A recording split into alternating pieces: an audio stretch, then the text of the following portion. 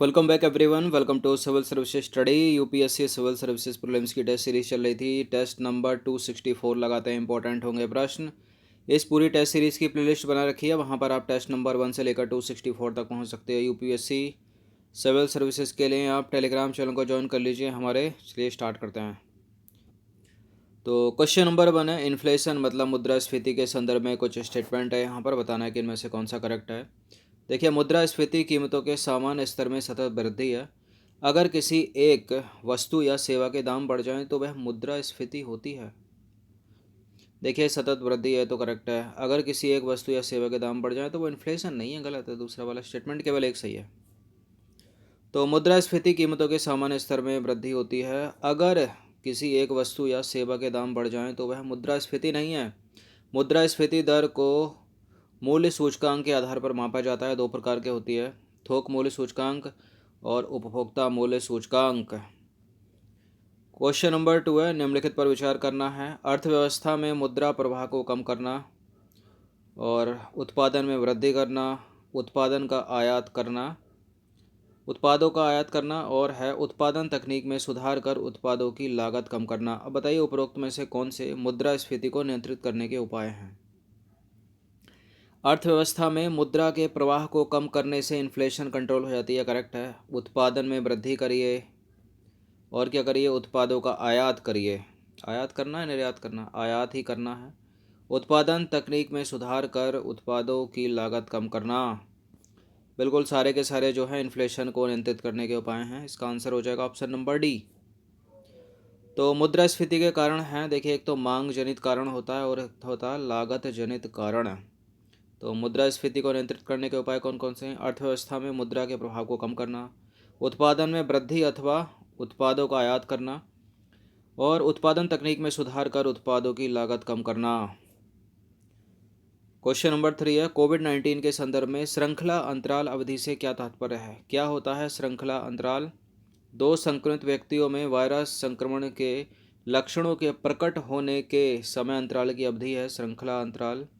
या फिर संक्रमित व्यक्ति के संक्रमित होने और ठीक होने के मध्य की अवधि है, या आइसोलेशन का पहला दिन और अंतिम दिन के मध्य की अवधि, या फिर किसी निर्जीव वस्तु पर कोरोना वायरस कब तक जीवित रहेगा उसकी अवधि है। निर्जीव वस्तु कोई भी हो सकती है, आपके कपड़े हो सकते हैं, आपका मोबाइल फ़ोन हो सकता है और प्लास्टिक हो सकती है, या आप जो मार्केट से कोई भी सामान खरीदते हैं, ब्रेड वगैरह, अंडे, इसके ऊपर वायरस हो सकता है। तो फिलहाल जो श्रृंखला अंतराल है वो है दो संक्रमित व्यक्तियों में वायरस संक्रमण के लक्षणों के प्रकट होने के समय अंतराल की अवधि, ऑप्शन नंबर ए। तो देखिए, श्रृंखला अंतराल मतलब सीरियल इंटरवल एवं कोविड-19 के बीच क्या संबंध है। तो दो संक्रमित व्यक्तियों में वायरस संक्रमण के लक्षणों के प्रकट होने के समय अंतराल की अवधि को बोलते हैं श्रृंखला अंतराल। यह जो अंतराल है हमें वायरस के प्रसार के बारे में सूचित करता है। यह अंतराल जितना कम होता है, वायरस के समुदाय में प्रसार की गति उतनी ही अधिक होगी। अब देखिए, मुद्दा क्या है। श्रृंखला अंतराल तथा हर्ड इम्यूनिटी में संबंध देखते हैं। SARS-CoV-2 वायरस के लिए श्रृंखला अंतराल की अवधि 5 से 7 दिन के बीच होती है, ध्यान दीजिएगा। वहीं इन्फ्लुएंजा जो कॉमन कोल्ड होता है उसकी ये अवधि क्या है, 1 से 3 दिन में वो समाप्त हो जाता है। इसलिए इन्फ्लुएंजा वायरस SARS-CoV-2 वायरस की तुलना में 6 गुना अधिक तेज़ी से प्रसारित होता है। यह कोविड-19 के बारे में अच्छी खबर नहीं है, क्योंकि श्रृंखला अंतराल अधिक होने के कारण महामारी का समुदाय में धीरे धीरे प्रसार होता है तथा लोगों में रोग प्रतिरोधक क्षमता अर्थात हर्ड इम्यूनिटी जो है वो धीरे धीरे विकसित हो पाती है, जिससे कोविड-19 महामारी के लंबे समय तक चलने की संभावना है। अब एक रोग है जो 1 से 3 दिन में समाप्त हो रहा है, एक रोग ऐसा है जिसके लक्षण ही 14 दिन में पता चल रहे हैं, तो ये ज़्यादा खतरनाक हुआ ना, क्योंकि ये तो 3 दिन में चला जाएगा। चलिए, क्योंकि हर्ड इम्यूनिटी की बात उठी थी तो अगला प्रश्न हर्ड इम्यूनिटी से है। हर्ड इम्यूनिटी से क्या तात्पर्य है। क्या होती है हर्ड इम्यूनिटी। केवल ओ रक्त समूह वाले लोगों में पाई जाने वाली एंटीबॉडी का एक प्रकार है, या केवल ए बी रक्त समूह वाले लोगों में पाई जाने वाली एंटीबॉडी का एक प्रकार है, या केवल ओ ब्लड ग्रुप वाले लोगों में पाए जाने वाले एंटीजन का एक प्रकार है। क्या है हर्ड इम्यूनिटी। एक चीज़ आपको यहाँ पर लग रही होगी, ऑप्शन नंबर ए, सी और डी, ये कॉमन कॉमन से नहीं लग रहे, ये थोड़ा अलग है। तो इसका उत्तर जो अलग से लग रहा है ना भैया, किसी समाज या समूह के कुछ प्रतिशत लोगों में रोग प्रतिरोधक क्षमता के विकास के माध्यम से किसी संक्रामक रोग के प्रसार को रोकना होता है हर्ड इम्यूनिटी। तो देखिए, हर्ड इम्यूनिटी से आशय किसी समाज या समूह के कुछ प्रतिशत लोगों में रोग प्रतिरोधक क्षमता के विकास के माध्यम से किसी संक्रामक रोग के प्रसार को रोकना है हर्ड इम्यूनिटी। जब किसी व्यक्ति में वायरस का संक्रमण होता है तो हमारी प्रतिरक्षी प्रणाली ऐसी है कि वो स्वयं सक्रिय हो जाती है।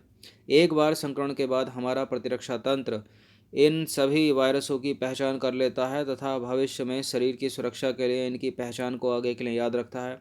अगली बार जब ये वायरस हमारे शरीर को संक्रमित करने की कोशिश करता है या करते हैं तो प्रतिरक्षी तंत्र वायरस पहचानने लगता है तथा शरीर की सुरक्षा करने में सक्षम होता है। अब देखिए, एक व्यक्ति जो वायरस से संक्रमित है या इस रोग से ठीक हो चुका है, उस व्यक्ति में फिर से संक्रमित होने की संभावना कम से कम अगले महीनों, मतलब कम से कम कई महीनों या वर्षों तक नहीं रहती है। इसलिए जैसे जैसे संक्रमण समुदाय में फैलता है, संक्रामक लोगों की संख्या लगातार कम होती जाती है, क्योंकि समुदाय के लोगों ने संक्रमण की बढ़ती संख्या के कारण पहले से ही प्रतिरक्षी या प्रतिरक्षा प्राप्त कर ली होती है। इसे ही कहते हैं हर्ड इम्यूनिटी।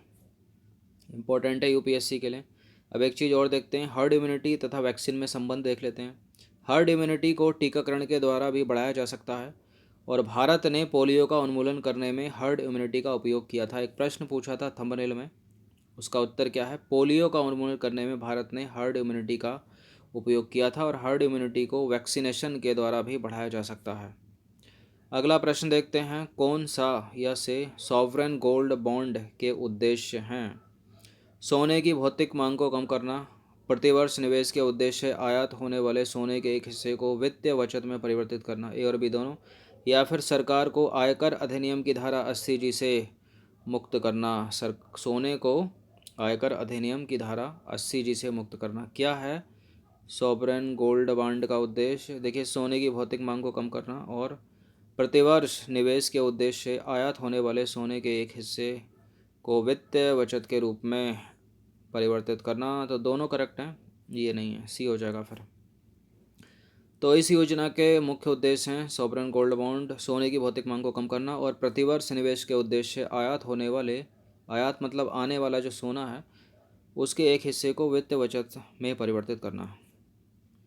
क्वेश्चन नंबर 6 है, कौन सा वैधानिक तरलता अनुपात मतलब एसएलआर के संदर्भ में सही नहीं है?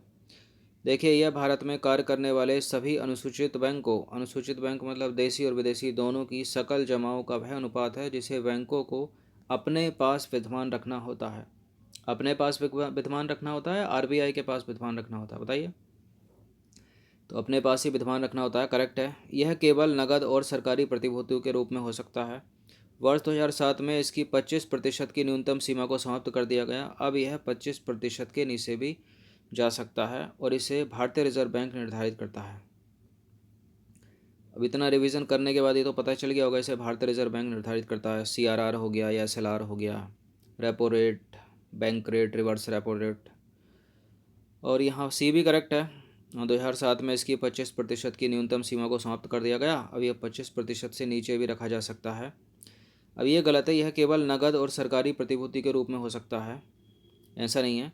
ये गैर नकद और सोने के रूप में भी तो हो सकता है ना, तो गलत है भी। तो देखिए, यह नकद तथा गैर नकद, स्वर्ण या सरकारी प्रतिभूति के रूप में भी हो सकता है।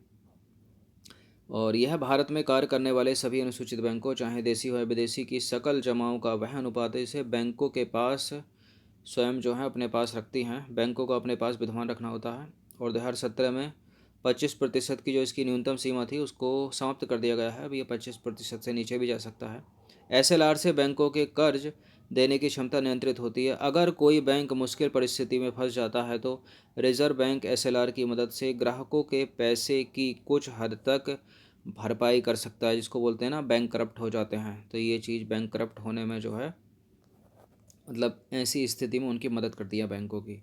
7वां प्रश्न है, निम्नलिखित में से कौन सा जो युग्म है वो आसियान सदस्य देशों का नहीं है? इम्पोर्टेंट है। आसियान का फुल फॉर्म क्या होता है? South association of south east Asian Nations. तो कौन सा जो युग्म इन चारों में से नहीं है? देखिए, ब्रुनेई, कंबोडिया, इंडोनेशिया। अच्छा, पहले तो बात ये होती है इसमें कितने सदस्य देश हैं, तो 10 सदस्य देश हैं। ब्रुनेई है, कंबोडिया है, इंडोनेशिया है, ये है म्यांमार, फिलीपींस, सिंगापुर है क्या, ये भी है। देखिए वियतनाम तो है, क्या मलेशिया है, मलेशिया भी है, लाओस ये भी है। अब चीन, जापान और उत्तरी कोरिया नहीं है, ये इसके सहयोग देश है। सहयोग में भी ये दोनों सहयोगी हैं, उत्तरी कोरिया सहयोगी नहीं है, वो दक्षिणी कोरिया सहयोगी है। तो देखिए इस सम्मेलन में Brunei, Cambodia, Indonesia, Laos, Malaysia, Myanmar, Philippines, Singapore, Thailand और वियतनाम जो है सदस्य देश हैं। कितने हो गए, 1 2 3 4 5 6 7 8 9 10 हो गए। अब इसके अलावा 3 इस आसियान में सहयोगी देश भी हैं। कौन कौन सहयोग कर रहा है, चीन कर रहा है, जापान कर रहा है और दक्षिण कोरिया कर रहा है। अब मुद्दा होता है प्रश्न पूछा क्यों गया। प्रश्न इसलिए पूछा गया क्योंकि हाल ही में कोविड-19 के प्रसार को रोकने के लिए आसियान देशों का आभासी सम्मेलन जो है वो संपन्न हुआ है। इस आभासी सम्मेलन की अध्यक्षता की है वियतनाम ने और इस सम्मेलन में Brunei, Cambodia, Indonesia, Laos, Malaysia, Myanmar, Philippines, Singapore, Thailand, Vietnam ने प्रमुख रूप से हिस्सा लिया। और इसके अलावा 3 आसियान सहयोगी देश जो हैं जापान, चाइना और दक्षिण कोरिया ने भी इस सम्मेलन में हिस्सा लिया है। वियतनाम ने सम्मेलन में दक्षिण पूर्व एशियाई नेताओं से कोविड-19 से निपटने हेतु एक आपातकालीन कोष स्थापित करने का आग्रह किया है, जैसा पीएम केयर ने किया था अपना, मोदी ने, प्रधानमंत्री जी ने अपने पीएम केयर फंड। तो देखिए इस आपातकालीन कोष का उपयोग दवाओं के भंडारण के लिए, चिकित्सा उपकरणों के लिए, जो परीक्षण होगा कोविड-19 के ऊपर उसके लिए किया जाएगा, कौन संक्रमित है कौन नहीं है, ताकि भविष्य में COVID कोविड-19 जैसी महामारी से निपटा जा सके।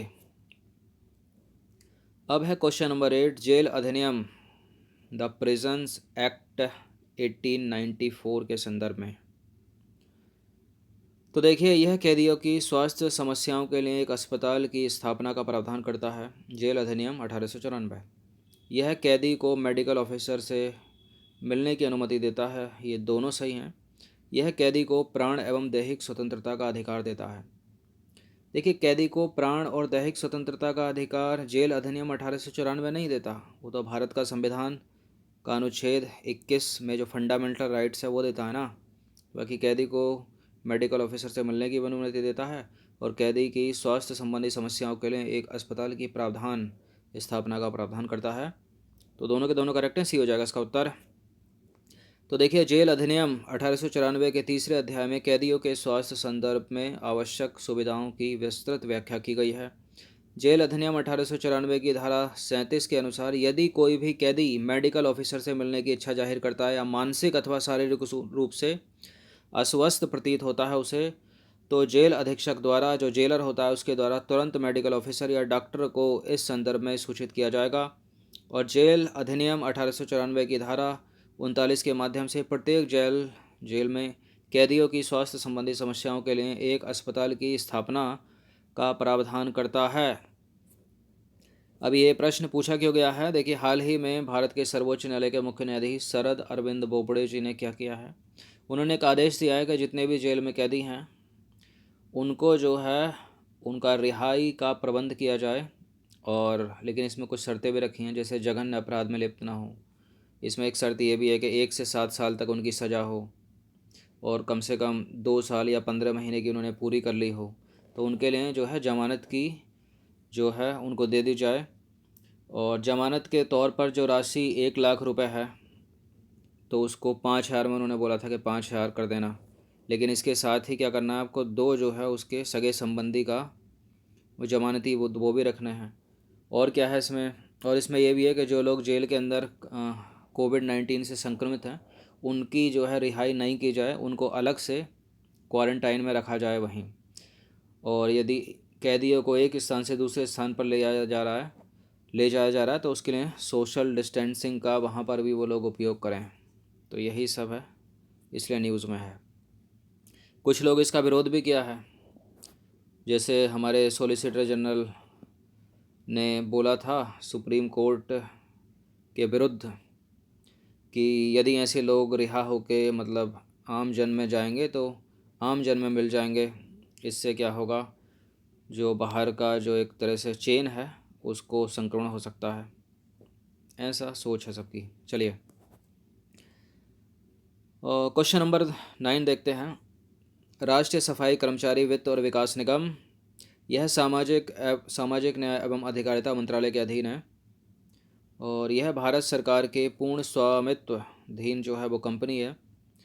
और सफाई कर्मचारी वित्त निगम संपूर्ण भारत में सफाई कर्मचारियों और उनके आश्रितों के सर्वांगीण सामाजिक आर्थिक उत्थान के लिए एक शीर्ष संस्था के रूप में कार्य करता है। उपरोक्त सारे के सारे सत्य हैं, तो सत्य हैं सारे के सारे, इसमें कोई नहीं है गलत, तो डी हो जाएगा इसका उत्तर। तो देखिए, राष्ट्रीय सफाई कर्मचारी वित्त विकास निगम, राष्ट्रीय सफाई कर्मचारी वित्त विकास निगम NSKFDC की स्थापना सामाजिक न्याय एवं अधिकारिता मंत्रालय के अधीन कंपनी अधिनियम 1956 की धारा 25 के तहत 24 जनवरी 1997 को एक गैर लाभकारी कंपनी के रूप में की गई थी। यह भारत सरकार के पूर्ण स्वामित्वाधीन जो है वो कंपनी है। अब देखिए, संपूर्ण भारत में सफाई कर्मचारी और उनके आश्रितों के सर्वांगीण सामाजिक आर्थिक उत्थान के लिए एक शीर्ष संस्था के रूप में ये कार्यरत है और लक्षित समूह के उत्थान हेतु ऋण आधारित एवं गैर ऋण आधारित योजनाओं के क्रियान्वयन के अतिरिक्त जो NSKFDC है, मैनुअल स्केवेजिंग के उन्मूलन में भी महत्वपूर्ण भूमिका निभा रहा है। किसी व्यक्ति द्वारा स्वयं के हाथों से मानवीय अपशिष्ट की सफाई करने या सर पर ढोने की प्रथा को हाथ से मैला ढोने की प्रथा या मैनुअल स्केवेजिंग कहते हैं, जिस पर प्रतिबंध है। चलिए, 10वां प्रश्न है, खसरा के संदर्भ में निम्नलिखित कथनों में से कौन सा एक असत्य है 4 में से। तो खसरा वायरस के कारण होने वाली एक अत्यंत संक्रामक और गंभीर बीमारी है। तो वायरस से होता है, बैक्टीरिया से होता है। भारत एक खसरा मुक्त देश है, दूसरा स्टेटमेंट बोल रहा है। और खसरा जो है वो पैरामिक्सो वायरस परिवार के एक वायरस के कारण होता है और यह आमतौर पर प्रत्यक्ष संपर्क और हवा के माध्यम से संचारित होता है। खसरे का वायरस सर्वप्रथम श्वास प्रणाली को संक्रमित करता है और इसके पश्चात यह पूरे शरीर में फैल जाता है। देखिए, बिल्कुल वायरल ही के कारण होता है, वायरस के कारण होने वाला एक अत्यंत संक्रामक और गंभीर बीमारी है खसरा। और खसरा पैरामिक्सो वायरस परिवार फैमिली का है और आमतौर पर प्रत्यक्ष संपर्क और हवा के माध्यम से संचारित होता है। खसरा वायरस का सर्वप्रथम श्वास नली पर अटैक करता है और इसके बाद ये पूरे शरीर में फैल जाता है। भारत एक खसरा मुक्त देश नहीं है, बल्कि आयरलैंड एक खसरा मुक्त देश है। दूसरा स्टेटमेंट गलत है यहाँ पर। तो देखिए, भारत नहीं बल्कि आयरलैंड एक खसरा मुक्त देश है, लेकिन किंतु परंतु वहाँ कोविड-19 के रोगों की संख्या जो है वो बढ़ती जा रही है और जो विश्लेषक हैं उन्होंने बताया है कि जल्द ही आयरलैंड अपनी खसरा मुक्त स्थिति खो सकता है। तो खसरा वायरस के कारण होने वाला एक अत्यंत संक्रामक और गंभीर बीमारी है। वर्ष 1963 में खसरे के टीके की शुरुआत से पहले जो है इसके कारण प्रत्येक वर्ष अनुमानित 2.6 मिलियन लोगों की मृत्यु हो गई थी।